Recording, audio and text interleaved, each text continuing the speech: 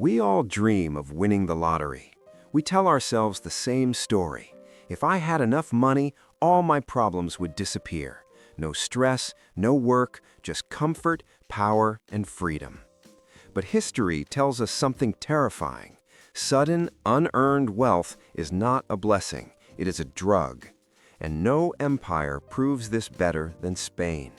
In the 16th century, Spain didn't just get rich, they discovered the largest supply of silver the world had ever seen. They became the most powerful empire on Earth, the first empire on which the sun never set. And then they collapsed. This is the story of how silver destroyed Spain. To understand this tragedy, we must travel to the Andes Mountains of modern-day Bolivia. The year is 1545. A poor indigenous man named Diego Gualpa is chasing a llama when he stumbles and grabs a bush to stop himself from falling. The roots tear out of the ground, and beneath them he sees it, silver, pure, shining veins of it. He had discovered Cerro Rico, the rich hill. This wasn't a normal mine. The mountain itself was practically made of silver. When the Spanish arrived, they believed they had finally found El Dorado. Within decades, the empty plateau transformed into Potosi, one of the largest cities on Earth, bigger than London or Paris, a city built on greed, suffering, and unimaginable wealth. But silver doesn't dig itself out. Spain forced indigenous populations into the mita system, a brutal labor draft. Men were pushed deep into suffocating tunnels for weeks at a time, many never seeing sunlight again. To extract silver efficiently, the Spanish introduced mercury processing. Workers trampled toxic mercury with their bare feet, breathing poison every day. Thousands died slowly. Locals said, "This mountain eats men." It was even said that if you squeezed a Spanish silver coin, blood would drip out. The output was staggering. Between 1550 and 1800, nearly 80% of the world's silver came from Spanish America. Spain minted it into the famous Piece of Eight, the first true global currency, accepted from China to Europe, the dollar of its age. Twice a year, treasure fleets arrived in Spain loaded with silver. Church bells rang, kings relaxed, bankers smiled. Spain became Europe's superpower almost overnight. But this is where the fatal mistake was made. Spain looked at silver and confused money with wealth. Money is only a tool. Wealth is production, food, tools, ships, skills. Spain had infinite money, but it stopped producing wealth. As silver flooded the economy, prices exploded.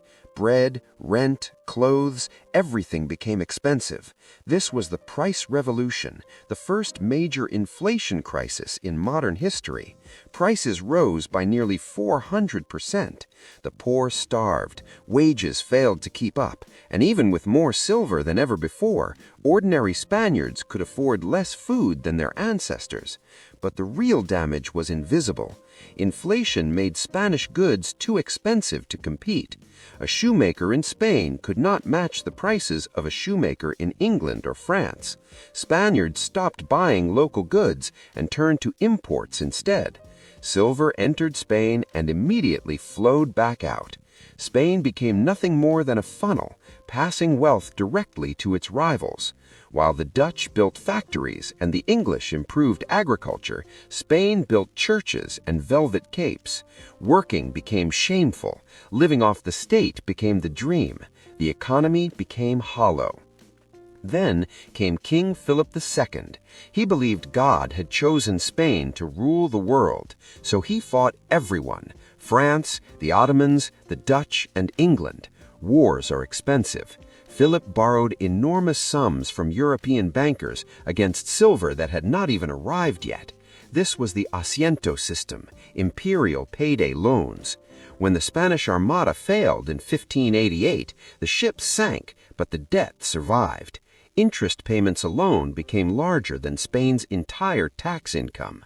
Spain was no longer an empire, it was a debtor. Spain defaulted again and again and again. Banks collapsed across Europe.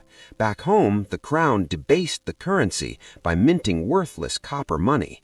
Hyperinflation followed. The middle class disappeared. By the 1600s, the silver mines declined, and Spain had nothing left to fall back on.